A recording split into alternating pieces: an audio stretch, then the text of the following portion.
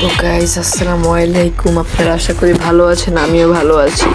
তো আপনাদেরকে আমি এমন একটা গেম সম্পর্কে জানাবো যে গেমটা খেললে আপনাদের অনেক উপকার হবে এবং কি আপনারা অনেক করতে পারবেন, মানে সুন্দর করে ঘোড়া চালাতে পারবেন, আপনাদের হাতটা চালু হবে। তো এই গেমটা আমরা ডাউনলোড করে নেব, ট্রাফিক রাইডার। তো আমরা প্রথমে অন করব।